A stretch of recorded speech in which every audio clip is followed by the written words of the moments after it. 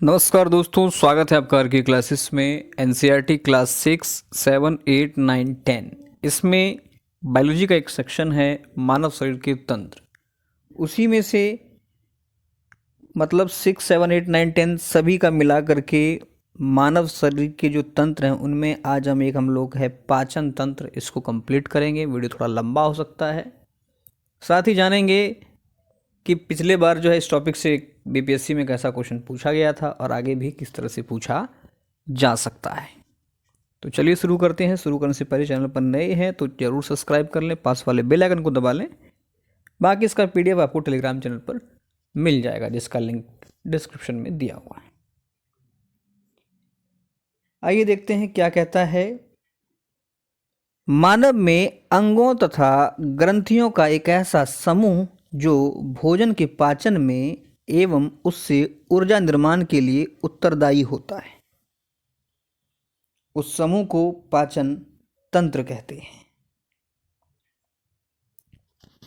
अर्थात बॉडी में हमारा जो अंग है, जो ग्लैंड्स है, ये इनके द्वारा जो है हमारा जो है भोजन का पाचन होता है और हमें एनर्जी मिलती है। कहता है कि पाचन तंत्र मुख से प्रारंभ होकर गुदा एनस तक जाता है और इसे आहार नाल एलिमेंट्री कैनाल भी कहते हैं। यह लगभग 8 से 10 मीटर लंबा होता है। ध्यान रखना, आहार नाल कितना लंबा होता है? 8 से 10 मीटर। बात करेंगे मानव पाचन तंत्र की, तो अभी हम लोगों ने देखा था कि ऑर्गन इसमें शामिल है और कुछ ग्लैंड ग्रंथियां भी शामिल हैं। अंग की बात करें तो देखिए, मुख गुहा, ग्रसनी, ग्रासनली, आमाशय, छोटी आंत, बड़ी आंत, मलाशय, ये प्रमुख अंग इसमें सम्मिलित हैं। अगर ग्रंथि की बात करें, ग्लैंड की बात करें, तो लार या लाला ग्रंथि, स्लेवरी ग्लैंड, अग्नाशय इसमें आता है, यकृत आता है और कुछ छोटी आंतों की सतहों पर पाए जाने वाले ग्रंथि पर भी हम लोग विस्तार से चर्चा करेंगे। तो हम लोगों ने देखा कि पाचन तंत्र कहते किसको हैं। इस प्रक्रिया में शरीर के कौन कौन से अंग, कौन कौन से ग्लैंड शामिल हैं। बात करेंगे अब मुख गुहा के बारे में। क्या कहता है कि मानव आहार नाल का सबसे प्रारंभिक अंग मुख गुहा है। ध्यान रखना है, हमारे आहार नाल का सबसे प्रारंभिक रंग क्या है? अंग मुख गुहा है। कहता है कि मुख से ही पाचन प्रारंभ हो जाता है। ध्यान रखना है, पाचन कहाँ से स्टार्ट हो जाता है? हमारे मुंह से ही। मुख में भोजन के कार्बोहाइड्रेट का अवयव का पाचन होता है। ये भी ध्यान में रखना है कि पाचन की प्रक्रिया जो है ये हमारे मुंह से स्टार्ट होती है और यहाँ पर मुख में कार्बोहाइड्रेट का जो है पाचन स्टार्ट हो जाता है मुख से। देखिए क्या कहता है कि मुख गुहा जबड़े के मध्य स्थित कटोरे नुमा संरचना है जो होठों, दांतों व गालों से घिरी रहती है। यहाँ अगर आप देखेंगे इस फिगर को तो ये होठ है, ये दांत, ऊपर में तालू, नीचे यहाँ देखेंगे आप ये जीवा हो गया और यहाँ पर है मुख गुहा। तो वही कह रहा है, यह जबड़े के मध्य स्थित कटोरी नुमा संरचना है जो होठ, दांत और गाल से घिरा रहता है। मुख गुहा के अंदर की ओर ऊपर क्षैतिज भाग तालू कहलाता है। अगर आप इसको टच करेंगे तो ऊपर वाला जो सेक्शन है उसको तालू कहते हैं। तालू का अग्रभाग अस्थियों से बना होता है। ध्यान रखना है, तालू का अग्रभाग किससे बना होता है? अस्थियों से। इसलिए चूंकि अस्थि से बना है अतः यह जो है कठोर होता है। तालू का अग्रभाग कठोर होता है, जबकि तालू का पृष्ठभाग, पीछे वाला भाग जो है ये कनेक्टिंग टिश्यू, संयोजी उत्तक का बना होता है और संयोजी उत्तक से बना है कार्टिलेज, इसलिए जो है यह भाग कोमल होता है। तो दो बात हमें ध्यान में रखना है। सवाल आपको निम्नलिखित कथनों पर विचार करें भी दे सकता है कि तालू का अग्रभाग जो है कठोर होता है या तालू का पश्च भाग या पीछे का भाग जो है ये संयोजी उत्तक का बना होता है या किसी और उत्तक को उसमें जोड़ सकता है। तो हर एक लाइन से प्रश्न बन सकता है आने वाले एग्जाम में। आगे देखिए, कहता है कि कोमल तालु के नीचे वी आकार की संरचना होती है जिसे अलिजीवा यूवियुला कहते हैं। ध्यान रखना है। तो मुख हुआ हम लोगों ने देखा, अब मुख पर ही हम लोग थोड़ा डिस्कस कर लेते हैं। आता है जिह्वा, जी, टंग, जिससे कि पिछली बार क्वेश्चन पूछा गया था पिछले बीपीएससी में। आइए इसको विस्तार से देखेंगे। मुख में निचली सतह पर मांसल संरचना पाई जाती है जिसे जिह्वा कहते हैं। मांस का एक संरचना होता है, उसे जिह्वा कहते हैं। कहता है कि जीभ का अग्रसिरा स्वतंत्र होता है, मतलब आगे वाला जो भाग है ये स्वतंत्र होता है, जबकि पिछला सिरा मुख में स्थित सतह से जुड़ा होता है। हायोइड एक अस्थि होती है, वहाँ पर ये टिका होता है, उससे ये जुड़ा होता है पिछला सिरा। कहता है जीभ अपनी पेशीय क्रियाशीलता के द्वारा भोजन चबाने, भोजन को लसलसा बनाने, भोजन को निगलने तथा हमारे बोलने में सहायक है। जीभ इतने प्रकार से हमारी सहायता करता है। आगे कहता है कि संपूर्ण जीव पर संवेदी सेंसरी संरचनाएं पाई जाती है। पूरे जीव पर फैला हुआ है ये, जिसे स्वाद कलिका, टेस्ट बड्स कहते हैं। इन स्वाद कलिकाओं में स्वादग्राही कोशिकाएं होती है, मतलब टेस्ट रिसेप्टर, जो कि टेस्ट को ग्रहण करती है और हमें आभास होता है कि कौन सी चीज़ें किस प्रकार के स्वाद की है। ठीक है, यहाँ अगर आप देखेंगे ये फिगर देखिए, पिछली बार ही इससे प्रश्न पूछा गया है। काफ़ी नॉर्मल सा टॉपिक है, मतलब नॉर्मल सा चीज़ है, बहुत बार हम लोगों ने पढ़ा होगा, लेकिन क्वेश्चन किस तरह से पूछा गया था ये आपको ज़रूर एक बार देखना चाहिए। यहाँ अगर आप देखेंगे तो ये वाला पीछे वाला भाग जो है ये बिटर है, आगे वाला स्वीट का है, मीठा, और आगे के ये जो है एकदम कोने कोने वाला, एकदम स्टार्टिंग वाला ये साल्टी है, और ये जो भाग है ये खट्टा है। तो आपको ध्यान में रखना है बिटर, स्वीट, सॉल्टी, खट्टा, सॉर, ऐसे करके आप ध्यान में रखना है। ये किसी का अगर आप यहाँ देखें, सर हो गया ये बिटर है, ये मुंह हो गया ये स्वीट है, ये अगर आप देखेंगे ये अगर उसका गाल हो तो ये क्या है, सॉल्टी है, और ये कान ध्यान रखिएगा ये खट्टा है। ऐसे ही यहाँ अगर आप देखेंगे तो कहता है कि सबसे अग्रभाग मीठे स्वाद का अनुभव कराता है, आगे के किनारों पर नमकीन का अनुभव होता है, मध्य के किनारों पर खट्टे स्वाद का अनुभव होता है, और सबसे अंतिम भाग पर कड़वे स्वाद का अनुभव होता है। ध्यान रखना है। ये हो गया आपका कड़वा, उसके नीचे मीठा, और मीठा के दोनों तरफ अगल बगल में सॉल्टी, और यहाँ पर हो गया खट्टा। क्लियर है? जीभ हम लोगों ने देखा, अब बात करेंगे दांत की।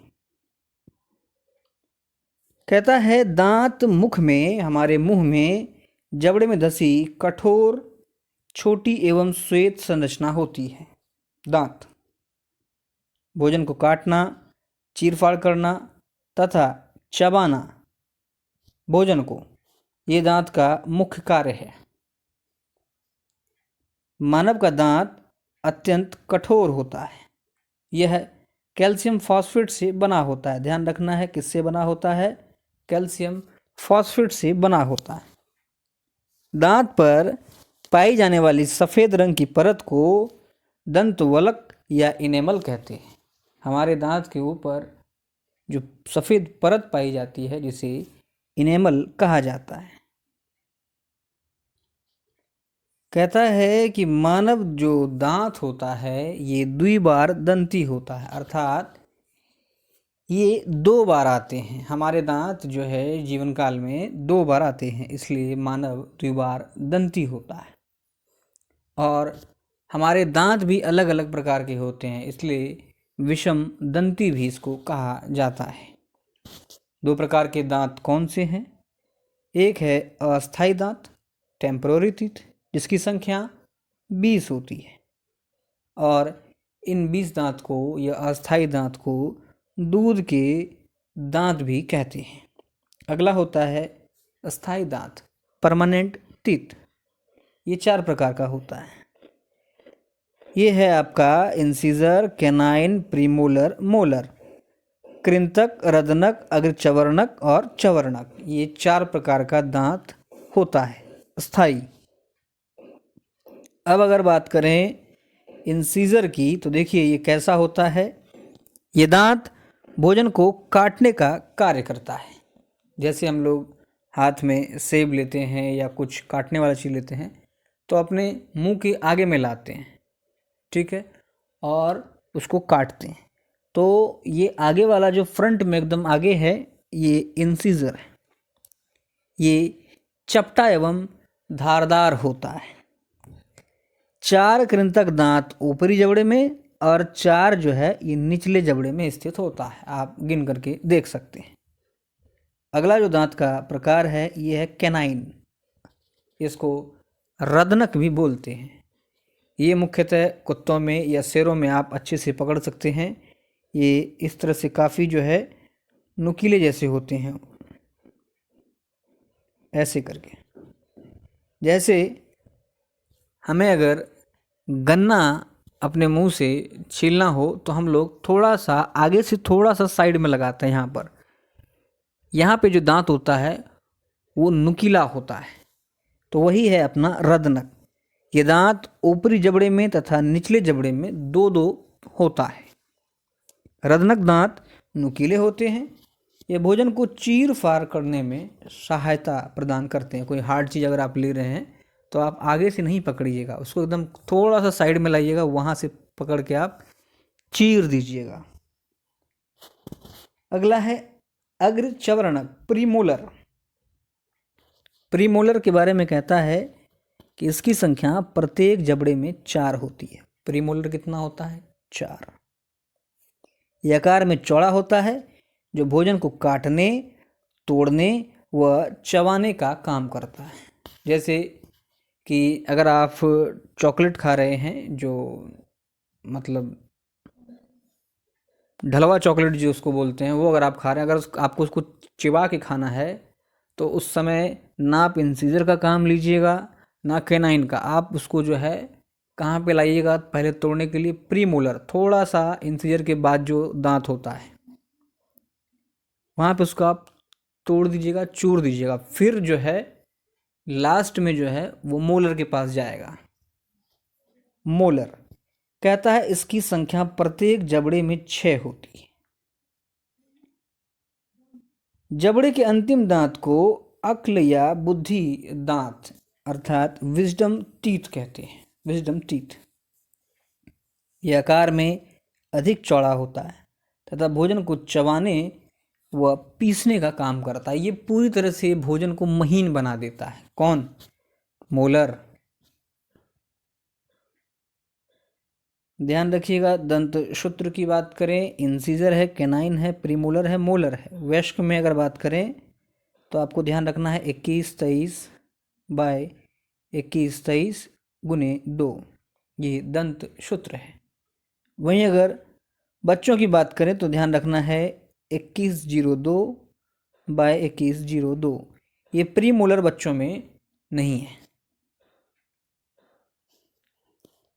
दांत की यहाँ अगर आप संरचना को देखेंगे तो ये उसका ऊपरी भाग है, और उसके बाद जो है यहाँ से भाग है ये हमारे जबड़ों में, मसूड़ों में धंसा होता है। ये अगर आप देखेंगे तो इनेमल है, उसके आंतरिक भाग वाला भाग डेंटिन कहलाता है, और सबसे अंदर में होता है मज्जा, और दांत के अंदर में होता है रूट कैनाल, जिससे कि विभिन्न प्रकार के जो हैं रक्तों का संचार होता है। यहाँ पर अगर आप देखेंगे तो नर्व से ये टच किया रहता है, नर्व जो हमें सेंसेशन मिलता है इससे। ऊपरी भाग मसूड़ा है। आइए इसको विस्तार से देखते हैं। इससे प्रश्न बन सकता है, इसलिए आप किसी भी टॉपिक को हल्के में नहीं ले सकते हैं। किसी भी टॉपिक से आपको 2-3 स्टेटमेंट निकाल के दे सकता है और पूछ सकता है कि इस पर विचार करें। तो आपको विचार करने के लिए, चाहे दांत हो, आँख हो, नाक हो, कान हो, आपको बुक में जो दिया हुआ है वो आपको ध्यान में रहना चाहिए। कहता है मानव दंत संरचना, मानव के दांत की संरचना को 3 भागों में बांटा गया है। पहला है क्राउन, शिखर, ऊपर वाला। क्या होता है? तो दांत का वह भाग जो मसूड़े से बाहर रहता है। शिखर, जैसे भी अपना दांत दिख रहा है वो क्या है, उसको शिखर बोल रहे हैं। यह दांत के शेष भाग से चौड़ा होता है, क्योंकि दांत जैसे जैसे नीचे जाते जाता है इस तरह से वो घटते जाता है, ऐसे हो जाता है। शिखर के भी 3 भाग होते हैं। आइए देखते हैं क्या क्या है। कहता है एनाटॉमिकल क्राउन, इनेमल और डेंटिन। शिखर के ये 3 भाग हैं। एनाटॉमिकल क्राउन दांत का सबसे ऊपरी भाग होता है। ध्यान रखना है, दांत के सबसे ऊपरी भाग को एनाटॉमिकल क्राउन कहते हैं। दांत पर पाई जाने वाली सबसे बाहरी परत इनेमल है। जो आउटर लेयर है उसे इनेमल कहते हैं। ये मानव शरीर का सबसे कठोर उत्तक है। ध्यान रखिएगा, मानव शरीर का सबसे कठोर उत्तक क्या है? इनेमल। ये इनेमल जो होता है हमारे दांत के ऊपर, ये जीवाणुओं तथा भोजन खाने से दांतों पर पड़ने वाले दबाव से दांतों की रक्षा करता है। अर्थात बैक्टीरिया से या जो हम लोग खाना खाते हैं उससे हमारे दांतों में क्षति ना हो, तो इसके लिए इनेमल का एक लेयर चढ़ा होता है और ये शरीर का सबसे कठोर भाग है। तीसरा, क्राउन का जो तीसरा पार्ट था डेंटिन। कहता है डेंटिन नामक परत इनेमल के नीचे होती है, जो शिखर से जड़ तक विस्तृत है। डेंटिन यह ठंडे व गर्म पदार्थों से दांतों की सुरक्षा करता है। कौन? डेंटिन। यहाँ अगर आप देखेंगे ये वाला भाग है डेंटिन, ये ऊपर से लेकर के नीचे तक इस तरह से फैला हुआ है।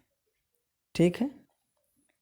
क्राउन यहाँ आप देख रहे हैं, मतलब ऊपरी संरचना 3 भाग है, एनाटॉमिकल क्राउन, इनेमल और डेंटिन। क्लियर है? डेंटिन क्या है? तो ये जो है ठंडे और गर्म से, ठीक है, ये ठंडे और गर्म पदार्थ से दांतों की सुरक्षा करता है डेंटिन। बात करेंगे ग्रीवा, नेक की। ये क्या है? दंत के शिखर तथा जड़ के मध्य का स्थान ग्रीवा कहलाता है। मतलब दंत का जो शिखर है, अपना सबसे ऊपर वाला दांत जो दिख रहा है, और जड़ जो कि हमें दिखता नहीं है, इसके बीच के स्थान को ग्रीवा कहते हैं। इसके भी 3 भाग होते हैं। क्या है? मसूड़ा है, मज्जा है और मज्जा गुहा है। 3 भाग है। क्राउन का 3 भाग था,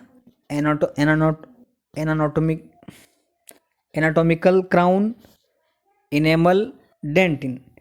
फिर ध्यान रखना है ग्रीवा के भी 3 भाग हैं, मसूड़ा, मज्जा, मज्जा गुहा, पल्प कैविटी। कहता है मसूड़ा मांसल एवं सामान्यतः गुलाबी रंग का एक संयोजी उत्तक है। ध्यान रखना है, मसूड़ा क्या है? तो संयोजी उत्तक है जो दांत की ग्रीवा से, नेक से जुड़ा रहता है। मज्जे की बात करें तो कहता है कि मज्जा दांत का सबसे आंतरिक भाग है जो सूक्ष्म रक्त वाहिकाओं से निर्मित होता है। मज्जा, इसमें क्या होता है? रक्त वाहिकाएं मज्जे में होती है। बात करेंगे अब जड़, रूट के बारे में। जड़ जो है ये दांत का लगभग 2/3 भाग का निर्माण करता है, क्योंकि नीचे से स्टार्ट तक एकदम ऊपर तक सेंसेशन एकदम वहाँ तक जाता है। इसलिए कई बार जब इनेमल में खराबी होती है या दांत में प्रॉब्लम होती है तो हमें अलग अलग तरह के जो है ठंडा लगना या कोई चीज़ गर्म, ठंडा या गर्म पीने पर हमें जो है प्रॉब्लम होने लगता है। तो ध्यान रखना है, रूट जो है ये 2/3 भाग का निर्माण करता है। ये अस्थि तक विस्तृत है, जो दांत को अपने स्थान पर स्थिर रखता है, इधर उधर होने नहीं देता। जड़ के प्रमुख भागों की बात करें तो एक है रूट कैनाल, सीमेंटम, तंत्रिका एवं रक्तवाहिकाएं। मतलब आप देखिए कि क्राउन शिखर का भी 3 भाग था, ग्रीवा नेक का भी 3 भाग था और जड़ इसका भी 3 भाग है। रूट कैनाल, सीमेंटम, तंत्रिका एवं रक्तवाहिकाएं। देखिए क्या कहता है कि वह मार्ग जिसमें मज्जा उपस्थित होता है, पल्प, उसको रूट कैनाल कहते हैं। दांत की जड़ों को आवरण प्रदान करने वाला भाग सीमेंटम है। ध्यान रखना है, दांत की जड़ को आवरण प्रदान करने वाला भाग को क्या कहते हैं? सीमेंटम कहते हैं। तंत्रिकाएं भोजन चबाने के दौरान लगाए जाने वाले बल को नियंत्रित करती है तथा रक्तवाहिकाएं पोषण को प्रदान करती है। जब हम लोग खाना चबाते हैं तो उस पर जो फोर्स लगता है तो वो दर्द नहीं करता है हमें, क्योंकि उसको हमारी तंत्रिका जो है कंट्रोल करता है और फिर जो है पोषण भी देता है। तो ये था अपना दांत, जीव, हम लोगों ने देख लिया। अब बात करेंगे ग्रसनी की। देखिए क्या कहता है, ग्रसनी वायु तथा भोजन के लिए उभय मार्ग, कॉमन मार्ग है। वायु भी उधर से जा रहा है, भोजन भी जा रहा है, कॉमन रास्ता है। ग्रसनी मुख गुहा से पीछे की ओर जुड़ी हुई लगभग 12 सेंटीमीटर एक लंबी नलिका है। ग्रसनी किससे जुड़ा हुआ है? हमारे मुख गुहा से, जो कि हम लोगों ने अभी पीछे पढ़ा। ग्रसनी के 3 भाग हैं। कौन कौन से हैं? नासा ग्रसनी, मुख ग्रसनी, कंठ ग्रसनी। नासा मतलब नाक वाली, मुख मुंह वाली और कंठ वाली। ये तीनों भाग किसके हैं? ग्रसनी के। और ग्रसनी का अंतिम भाग जो है ये किससे जुड़ता है? ग्रास नली से जुड़ता है। कंठ द्वार से आगे जाने पर एक चपटी संरचना होती है जिसे एपिग्लॉटिस कहते हैं। भोजन जब कंठ द्वार से आगे जाता है तो वहाँ उसको एक चपटा जैसा संरचना मिलता है, जिसको क्या कहते हैं? एपिग्लॉटिस। ये जो एपिग्लॉटिस है ये कंफर्म करता है, सुनिश्चित करता है कि भोजन जो है ये वायु नली अर्थात श्वास नली, मतलब जहाँ जिस नली से हम सांस लेते हैं उसमें नहीं जाए, बल्कि यह भोजन नली में ही बना रहे। भोजन करते समय एपिग्लॉटिस वायु नली को ढक लेता है। जब भी हम कोई चीज़ निगलते हैं तो एपिग्लॉटिस जो है वायु नली को बंद कर लेता है और भोजन हमारे फूड पाइप में चला जाता है। अन्यथा अगर आप बात करेंगे अब ग्रास नली ओसोफेगस के बारे में, तो यहाँ तक हम लोगों ने ग्रसनी को देखा। ग्रसनी के भी 3 भाग थे, नासा ग्रसनी, मुख ग्रसनी और कंठ। अब बात कर रहे हैं ओसोफेगस के बारे में, ये वाला यहाँ से यहाँ तक का भाग ग्रास नली। कहता है यह ग्रसनी के अंतिम भाग से आमाशय तक जाने वाली लगभग 10 इंच लंबी नलिका है। यहाँ पर हो गया ग्रसनी का अंतिम भाग, यहाँ से स्टार्ट हो रहा है, आमाशय तक जा रहा है, 10 इंच लंबा एक संरचना है। कहता है कि भोजन ग्रसनी से ग्रास नली में आता है। यही ग्रसनी है, यहाँ से आ गया ग्रास नली में। ग्रास नली में क्रमानुकंचन गति के कारण जो है भोजन आमाशय में चला जाता है। मतलब ये जो ग्रास नली आप देख रहे हैं यहाँ पर, ये वाला, इसमें कैसी गति है? क्रमानुकंचन गति होती है। मतलब ये इस तरह से आगे पीछे होता है और भोजन जो है ऐसे करके सरकते हुए हमारे पेट में चला जाता है। क्रमानुकंचन प्रक्रिया में भोजन ग्रास नली से गुजरता है तो ग्रास नली फूलती व सिकुड़ती है और भोजन जो है इसको धीरे धीरे आगे की ओर धकेलती है ओसोफेगस में। कहता है कि ग्रास नली ओसोफेगस जो है ये भोजन को ग्रसनी से लेकर के आमाशय तक पहुंचाती है। ये इसका मुख्य काम है। इसमें किसी भी प्रकार का भोजन का पाचन नहीं होता है। किसमें? ग्रास नली में। ध्यान रखना है, ये सवाल भी पूछा गया है एग्ज़ाम में। भोजन हमारे ग्रास नली से आमाशय तक आ चुका है, इसलिए बात करेंगे आमाशय के बारे में। स्टमक। आमाशय सी आकार की थैलीनुमा एक संरचना है। यह लगभग 30 सेंटीमीटर लंबा होता है। आमाशय आकार इसका सी के जैसा होता है, यूं। इसका आयतन कहता है 1 से 3 लीटर होता है। ध्यान रखिएगा, आमाशय के 3 भाग हैं, कार्डियक ये वाला भाग, फिर फंडस और पाइलोरस, ये आमाशय के 3 भाग हैं। ध्यान रखना है आपको, निम्न में से कौन सा आमाशय का भाग नहीं है डैश, तो आपको मालूम होना चाहिए। Cardiac, fundus, pylorus. जानते हैं ये कार्डियक, फंडस, पाइलोरस क्या है। कहता है आमाशय की भीतरी दीवार स्तंभाकार एपिथेलियम उत्तकों से बना होता है। मोस्ट इंपॉर्टेंट चीज़ है, सवाल आपसे डायरेक्ट भी पूछ सकता है कि आमाशय की जो भीतरी दीवार होती है वो किन उत्तकों से बना होता है। स्तंभाकार एपिथेलियम उत्तकों से बना होता है। यह उत्तक जगह जगह अंदर की ओर धंसे हुए होते हैं। ये मान लें आमाशय हो गया, इसकी भीतरी दीवार जो है स्तंभाकार एपिथेलियम उत्तक से बना होता है और उत्तक जो है जगह जगह अंदर की ओर धंसा हुआ है। इस धंसे हुए भाग में जठर ग्रंथि पाई जाती है। जो धंसा हुआ भाग है इसमें कौन सी ग्रंथि पाई जाती है, जठर ग्रंथि, गैस्ट्रिक ग्लैंड, जो भोजन के पाचन के लिए जठर रस का अर्थात गैस्ट्रिक जूस का जो है उत्पादन करती है। और जठर रस का मुख्य अवयव HCl होता है। ध्यान रखना है, जठर रस का मुख्य अवयव क्या है, HCl। पेट सी आकार का एक संरचना है और इसके 3 भाग होते हैं, कार्डियक, फंडस, पाइलोरस। पेट की भीतरी दीवार पर स्तंभाकार एपिथेलियम उत्तक की संरचना होती है। ये उत्तक कहीं कहीं धंसा हुआ होता है और धंसे हुए भाग में जठर ग्रंथियां पाई जाती है, जिससे जठर रस मुख्यतः HCl का स्त्रवन होता है। क्लियर है।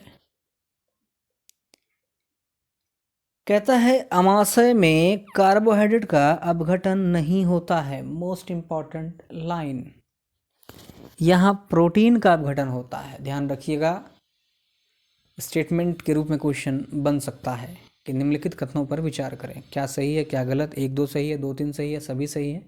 इस तरह से ही अब प्रश्न जो है आपको मिलेगा देखने के लिए, तो आपको कंसेप्ट क्लियर होना चाहिए। तो आमाशय में किसका अपघटन हो रहा है, केवल प्रोटीन का, ना कि कार्बोहाइड्रेट का। आमाशय में भोजन जब 3 से 4 घंटे रहता है, HCl अपनी प्रतिक्रिया करता है तो यह भोजन लुगदी या काइम के रूप में बन जाता है, एकदम पेस्ट जैसा ये हो जाता है। पेट के बाद बात आती है आंत की। मानव शरीर में 2 प्रकार के आंत होते हैं, छोटी आंत एवं बड़ी आंत। बात करेंगे छोटी आंत की, स्मॉल इंटेस्टाइन। स्मॉल इंटेस्टाइन छोटी आंत 6 से 7 मीटर लंबी नलिका है। ध्यान रखना है, लंबाई कितनी है, 6 से 7 मीटर, जो कुंडली के रूप में व्यवस्थित रहता है। छोटी आंत इस तरह से फैला हुआ रहता है, कुंडली के रूप में व्यवस्थित रहता है, 6 से 7 मीटर। कहता है आमाशय मतलब पेट में शेष अपाचित भोजन, मतलब जो भोजन नहीं पचा है या जो काइम है वो छोटी आंत में आता है और यहीं पर अर्थात छोटी आंत में भोजन का सबसे अधिक पाचन होता है। ये भी आपको ध्यान में रखना है। इसके अलावा छोटी आंत में वसा का पूर्ण पाचन होता है। तो सवाल आपसे पूछ सकता है, एक तरफ आपको वसा, प्रोटीन, कार्बोहाइड्रेट दे सकता है, एक तरफ आपको अंग दे सकता है, पूछ सकता है मिलाइए। तो ध्यान रखना है, वसा का पूर्ण पाचन कहाँ पर हो रहा है, छोटी आंत में। सबसे ज़्यादा पाचन कहाँ हो रहा है, छोटी आंत में। पेट में क्या कार्बोहाइड्रेट का पाचन होता है, जी नहीं, प्रोटीन का होता है। आगे देखते हैं। कहता है कि छोटी आंत को 3 भागों में बांटा गया है। छोटी आंत के कितने भाग, 3 भाग। देखिए अभी तक जो जो हम लोग अंग पढ़ रहे हैं मोस्टली उसके 3-3 भाग ही हैं। तो आपको ध्यान में रखना है कि कौन सा भाग किस अंग से संबंधित है। यहाँ बात कर रहे हैं हम लोग छोटी आंत की, इसके कितने भाग हैं? 3 भाग, डुडेनम, जेजुनम, इलियम। कौन सा? डुडेनम, जुजेनम और इलियम। बात करेंगे डुडेनम की, तो देखिए क्या कहता है। डुडेनम यू आकार की मुड़ी हुई एक संरचना होती है इस तरह से, जो अमाशय के अंतिम भाग से जुड़ा होता है। ध्यान रखना है, डुडेनम का आकार कैसा होता है? यू आकार का। डुडेनम किससे जुड़ा होता है? अमाशय का अंतिम भाग से। कहता है कि डुडेनम की दीवारों में ग्रंथियां या बर्नस ग्रंथियां पाई जाती है, जो क्षारीय श्लेष्मा अर्थात एल्कलाइन म्यूस्कस का जो है उत्पादन करती है। बहुत इंपॉर्टेंट सवाल, निम्नलिखित कथनों पर विचार करें। डुडेनम की आकृति उल्टे सी आकार की होती है, पहला कथन। दूसरा कथन कि डुडेनम में बर्नस ग्रंथियां पाई जाती है, जो अम्लीय मस्कस का अम्लीय श्लेष्मा का उत्पादन करती है। 2 कथन दे दिया आपको, कह रहा है कि कौन सा सच है। 1 सही, 2 सही, दोनों गलत। तो ध्यान रखिए, दोनों ही गलत हैं, क्योंकि डुडेनम का आकार उल्टा सी नहीं बल्कि यू जैसा होता है। और डुडेनम में बिल्कुल बर्नस ग्रंथियां तो पाई जाती है, लेकिन ये अम्लीय नहीं बल्कि क्षारीय श्लेष्मा अल्कलाइन म्यूस्कस को उत्पन्न करता है। तो ऐसे क्वेश्चन आपके सामने में परोसे जा सकते हैं, तो इसके लिए आप तैयार रहें। बात करेंगे डुडेनम के बाद जेजुनम, जिसको मध्यांत्र भी बोलते हैं। जेजुनम जो है डेडुनम तथा इलियम के मध्य स्थित लगभग 2.5 मीटर कुंडलित नलिका है। अब इसको आप ध्यान से ऐसे समझ सकते हैं कि मान लेते हैं ये कुंडलित नलिका है, इस तरह से। ये वाला जो आप देख रहे हैं यू आकार का, ये हमारे पेट से यहाँ पर जुड़ा हुआ है। तो पहला भाग हो गया डुडेनम, दूसरा हो गया जेजुनम और तीसरा हो गया इलियम। तो ध्यान रखिएगा, जेजुनम के बारे में कह रहा है कि डुडेनम और इलियम, इसके मध्य का ये वाला भाग है, जो लगभग 2.5 मीटर लंबा होता है। डेडुनम ग्रहणी से आंशिक रूप से पचा हुआ भोजन। सबसे पहले तो हम लोगों ने देखा कि छोटी आंत में सर्वाधिक पाचन होता है। अब कहता है कि डुडेनम में जो आंशिक रूप से पचा हुआ भोजन है, ये जेजुनम में आता है। डुडेनम के बाद कहाँ आएगा? जेजुनम में आता है। और छोटी आंत के इस भाग में भोजन का सबसे अधिक अवशोषण होता है। बहुत इम्पॉर्टेंट फैक्ट है, ध्यान में आपको रखना है कि भोजन का सबसे अधिक अवशोषण आंत के किस भाग में होता है? तो जेजुनम में। ये मध्य का भाग है, इसलिए इसको मध्यांत्र भी कहते हैं। अब बात करेंगे इलियम का। कहता है इलियम छोटी आंत का सबसे अंतिम व सबसे लंबा भाग है। बहुत इंपॉर्टेंट है। अगर आपसे डुडेनम से संबंधित ही प्रश्न पूछ लिया जाए कि निम्नलिखित कथनों पर विचार करें। कथन पहला देखिए, आपको दे सकता है कि डुडेनम में या डुडेनम के भीतरी सतह पर बर्नस कोशिकाएं पाई जाती है, जो अल्कलाइन म्यूस्कस का स्त्राव करती है। पहला कथन। दूसरा आपको दे सकता है कि मध्यांत्र में अर्थात जेजुनम में भोजन का सबसे अधिक अवशोषण होता है। और तीसरा आपको दे सकता है कि इलियम छोटी आंत का सबसे लंबा भाग है। कौन सा कथन सही है? तो यहाँ पर तीनों ही कथन सही है। तो देख रहे हैं आप क्वेश्चन किस तरह से बन सकता है। यहाँ वन लाइनर वाले की अब शायद ही कोई गुंजाइश होगी। खैर आगे देखते हैं क्या कहता है कि जेजुनम में शेष अपाचित भोजन को इलियम में भेज दिया जाता है तथा इलियम में पाचन की प्रक्रिया पूर्ण होने पर शेष भोजन को बड़ी आंत में भेज दिया जाता है। क्लियर है? इसको आप इस तरह से समझें कि ये वाला भाग आपका हो गया डुडेनम, यू आकार का है। फिर ये वाला भाग हो गया आपका जेजुनम, और यहाँ से आपका स्टार्ट हो गया इलियम। ठीक है, ये हमारा यहाँ पर हो गया पेट। पेट से जो काइम होता है वो इसमें आया, मतलब डुडेनम में आया। ये जेजुनम है, ये इलियम है। ठीक है, यहाँ पर डुडेनम में कोशिकाएं होती है जो कि एल्कलाइन म्यूस्कस का स्त्राव करती है, और जो भी अपचित भोजन है वो यहाँ पर आ जाता है। जेजुनम में सबसे ज़्यादा जो है भोजन का अवशोषण होता है। यहाँ फिर जो बचा रह गया उसको आ गया इलियम में। ठीक है, इलियम छोटी आंत का सबसे अंतिम का भाग है और सबसे बड़ा भाग है। इलियम में भी भोजन का अवशोषण हो गया, सब कुछ हो गया। अब शेष भोजन को ये कहाँ भेज देगा, तो बड़ी आंत में भेज देगा। क्लियर है। छोटी आंत में कार्बोहाइड्रेट, प्रोटीन व वसा का पूर्ण पाचन होता है। ध्यान रखना है आपको, कार्बोहाइड्रेट, प्रोटीन और वसा का पूर्ण पाचन कहाँ पर हो रहा है, छोटी आंत में। छोटी आंत में पचे हुए पोषक को अवशोषित करके रक्त व लसिका में मिश्रित कर दिया जाता है। छोटी आंत में पूरा पाचन हो गया। हमें जो भी कंपोनेंट्स, जो पोषण मिलना था वो हमें रक्त एवं लसिका में ये मिक्स होकर हमारे बॉडी को मिल जाता है। बचा हुआ वेस्ट बड़ी आंत में चले जाता है। कहता है छोटी आंत की तुलना में बड़ी आंत अधिक चौड़ी होती है, लेकिन लंबाई में ये छोटी होती है। चौड़ाई बड़ी आंत का ज़्यादा है, लंबाई छोटा है, ध्यान रखना है। ये लगभग 1.5 मीटर लंबा है और 6.5 सेंटीमीटर, 6.5 सेंटीमीटर ये चौड़ा होता है। तो इसको भी आपको ध्यान में रखना है। बड़ी आंत में भोजन आ गया। बड़ी आंत के 2 प्रमुख कार्य हैं, क्या क्या है ज़रूर ध्यान में रखना है हमें। देखिए क्या कहता है कि लवण व जल का अवशोषण करना बड़ी आंत का प्रमुख कार्य है, और अपाचित भोजन को शरीर से बाहर निकालना ये मुख्य काम है।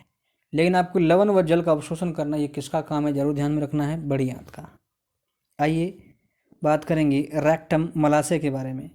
कहता है कि यह बड़ी आंत का सबसे अंतिम भाग है। यह नलिका सृद संरचना होती है जो 10 से 15 सेंटीमीटर लंबा होता है। ध्यान रखना है, मलाशय शेष अपचित भोजन, मतलब जो हमारा वेस्टेज होता है, इसको अस्थायी रूप से गूदा द्वारा शरीर से बाहर निकाल दिया जाता है और पाचन की प्रक्रिया पूर्ण हो जाती है। तो अभी तक हम लोगों ने देखा कि पाचन प्रक्रिया में कौन कौन से अंग शामिल हैं, जैसे कि मुखगुहा हो गया, ग्रसनी हो गया, जीभ, दांत,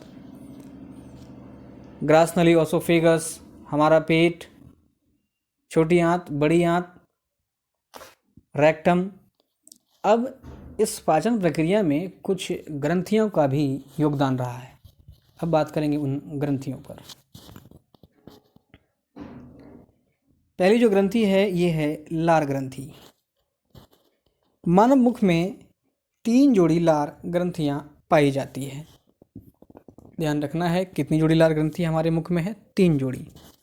आइए जानते हैं उनके बारे में। कहता है कि पहली लार ग्रंथि की जोड़ी जिह्वा के दोनों ओर एक एक की संख्या में उपस्थित होता है। हमारा जो जी है उसके दोनों ओर एक एक लार ग्रंथि होता है, जिसे सब लिंगुअल ग्लैंड कहते हैं। ध्यान रखना है, सब लिंगुअल ग्लैंड कहाँ होता है, तो जीभ के दोनों ओर। लार ग्रंथि की दूसरी जोड़ी निचले जबड़े के मध्य भाग में मैक्सिला अस्थि के पास एक एक की संख्या में होती है। मैक्सिला अस्थि, मैक्सिला जो हड्डी है आगे वाला फ्रंट, जिसमें जो कि फेशियल बोन में आता है, उसके पास भी एक एक की संख्या में होता है और इसे सब मैंडिबुलर ग्लैंड कहते हैं। ध्यान रखना है, जी के पास जो था उसे सब लिंगुअल कह रहे थे, सब लिंगुअल। मैक्सिला के पास जो है उसे सब मैंडिबुलर कह रहे हैं। और तीसरा जोड़ा जो है ये दोनों कानों के पास एक एक की संख्या में होता है, इसे पैट्रॉइड ग्लैंड कहते हैं, अर्थात कर्णपूर्व ग्रंथि। इसे उपकर्ण या कर्णपूर्व या पैट्रॉइड ग्रंथि भी कहते हैं। इन तीन जोड़ी ग्रंथियों से लार का स्त्रवन होता है, ध्यान रखना है। मानव लार में 99% जल होता है जबकि 1% एंजाइम होता है, ध्यान रखना है इस बात को। मनुष्य में 3 जोड़ी लार ग्रंथियां होती है जिनके नाम हैं क्रमशः सबमैंडिबुलर, सबलिंगुअल और पैट्रॉइड ग्लैंड। लार में 99% जल, 1% एंजाइम होता है। मानव लार का पीएच भी आपको ध्यान रखना है कि 6.5 से 6.8 होता है। कितना? 6.5 to 6.8। लार में जो 1% एंजाइम होता है, इसमें कहता है कि 2 एंजाइम मुख्य रूप से पाया जाता है। पहला है टाइलिन, दूसरा है लाइसोजाइम। टाइलिन और लाइसोजाइम, ये दोनों एंजाइम हमारे लार ग्रंथियों में पाया जाता है। बात करेंगे टाइलिन की, तो कहता है टाइलिन एंजाइम जो है ये स्टार्च के पाचन में सहायक होता है। इंपॉर्टेंट है, ध्यान रखना है कि स्टार्च के पाचन में कौन सहायक होता है? टाइलिन। लाइसोजाइम के बारे में कहता है कि लाइसोजाइम में प्रतिजीवाणु कारक गुण पाया जाता है, अर्थात ये जीवाणु का नाश करता है। हमारे भोजन में मौजूद जीवाणुओं को नष्ट करता है लाइसोजाइम। स्टार्च के पाचन में हेल्प करता है टाइलिन। तो लार ग्रंथि हम लोगों ने देखा। बात करेंगे जठर ग्रंथि की, जो कि अभी हम लोगों ने देखा था कि हमारी पेट की आंतरिक संरचना के अंदर स्तंभाकार जो उत्तक होता है वो कहीं कहीं धसा होता है, जिसमें जठर ग्रंथि होती है। इस ग्रंथि के बारे में जानेंगे, जिसका मुख्य अवयव HCl हम लोगों ने पढ़ा था। जठर ग्रंथि अमाशय की श्लेष्मा झिल्ली में पाया जाता है। ये विभिन्न कोशिकाओं से विभिन्न प्रकार के जठर रसों का स्त्राव करता है। अलग अलग तरह की इसमें कोशिका होती है, जिससे अलग अलग जठर रस निकलती हैं। ध्यान रखना है, इम्पॉर्टेंट है, सवाल बन सकता है। जठर ग्रंथि की एक तरफ कोशिका है, एक तरफ है स्त्रावित तरल। सतह श्लेष्म कोशिका, सतह पर जो श्लेष्म्यूस्कस कोशिका होती है वो क्या निकालता है? तो वो क्षारीय तरल को जो है स्त्रावित करता है। श्लेष्मा ग्रीवा कोशिका, ये अम्लीय तरल निकालता है। पार्श्विका कोशिका, ये HCl निकालता है। इसको ऑक्सीटेंसिक सेल भी कहा जाता है।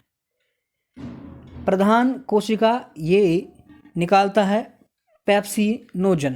पेप्सिनोजन कौन सी कोशिका निकाल रही है जठर ग्रंथि में? प्रधान कोशिका। अगली है एंडोक्राइन कोशिका, ये गैस्ट्रिन का उत्पादन करता है। तो आपको जरूर से ध्यान में रखना है कि जठर ग्रंथि में कौन कौन सी कोशिका होती है और इन कोशिकाओं से किस किस तरल का जो है स्त्रवन होता है। ध्यान रखना है, सतह श्लेष्म से क्षारीय निकल रहा है, श्लेष्म ग्रीवा से अम्लीय, पार्श्विक कोशिका से हाइड्रोक्लोरिक अम्ल, प्रधान कोशिका से पेप्सिनोजन और एंडोक्राइन से गैस्ट्रिन। 4 बार आपको जरूर पढ़ना है इसको। कहता है कि जठर रस का पीएच मान 1.2 से 2.5 तक, मतलब 1.2 से 2.5 तक इसका पीएच वैल्यू होता है। मानव शरीर में एक दिन में 2 से 3 लीटर जठर रस उत्पन्न होता है। कितना लीटर? 2 से 3। तो सवाल आपसे बन सकता है, जरूर ध्यान रखिएगा, कि जठर ग्रंथियों में मौजूद कोशिका एंडोक्राइन कोशिका गैस्ट्रिन का उत्पादन करती है। पहला कथन, जठर रस का पीएच मान 1.2 से 2.5 होता है। दूसरा कथन, मानव शरीर में एक दिन में 2 से 3 लीटर जठर रस का उत्पादन होता है। तीसरा कथन कौन सा सही है? तीनों सही है। बात करेंगे यकृत लीवर की, तो यहाँ अगर आप फिगर को देखेंगे तो ये है अपना लीवर। यकृत मानव शरीर की सबसे बड़ी ग्रंथि है। इस तरह के सवाल पहले आते थे कि मानव शरीर की सबसे बड़ी ग्रंथि कौन सी है, फिलहाल नहीं आएंगे, तो ध्यान रखना है। मानव शरीर की सबसे बड़ी ग्रंथि कौन सी है? यकृत। इसका भार लगभग 1300 से 1500 ग्राम होता है। 1.5 kg तक इसका भार होता है।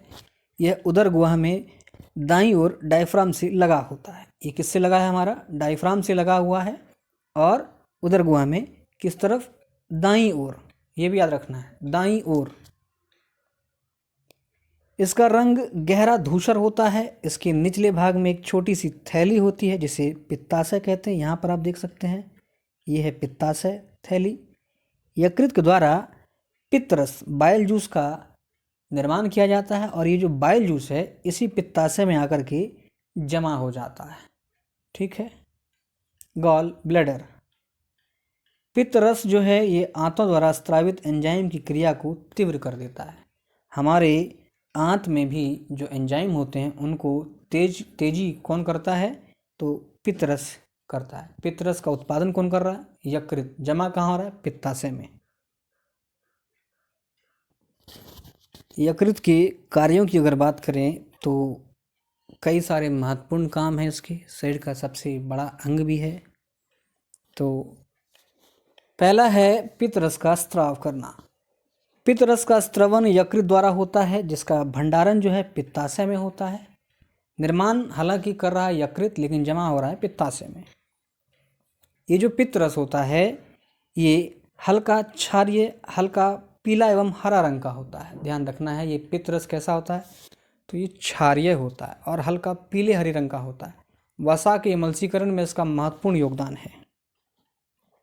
पित्त रस का पीएच मान 8.6 होता है। ध्यान रखना है आपको, लार का पीएच मान, जठर रस का पीएच मान, पित्त रस का पीएच मान, ये सब इम्पॉर्टेंट है। कहता है यह वसा के पाचन में अर्थात वसा के मलसीकरण में सहायक होता है। ये यकृत के कार्य हम लोग पढ़ रहे हैं। अगला जो महत्वपूर्ण कार्य है ये है ग्लाइकोजिनेसिस। ध्यान रखना है, ग्लाइकोजिनेसिस। रक्त में अतिरिक्त ग्लूकोज को यकृत कोशिकाएं इंसुलिन हार्मोन की सहायता से ग्लाइकोजन में बदल देती है। इस प्रक्रिया को ग्लाइकोजिनेसिस कहते हैं। तो ये आपको ध्यान में रखना है। क्या? ब्लड में जो एक्स्ट्रा शुगर आता है उसको इंसुलिन की सहायता से अपना लीवर ग्लाइकोजन में बदल करके स्टोर कर लेता है।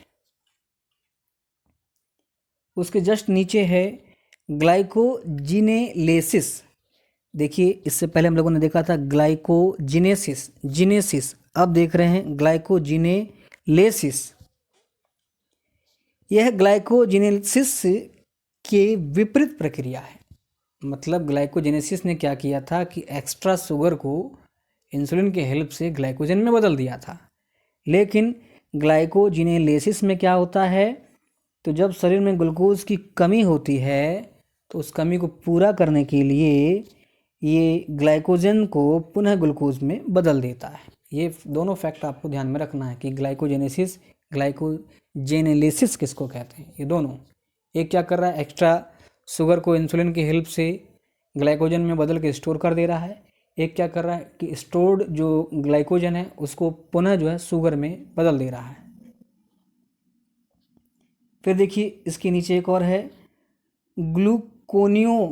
ग्लूकोनियोजेनेसिस। तीनों नाम है, एक ही जैसा है, पर आपको ध्यान में रखना है ग्लूकोनियोजेनेसिस।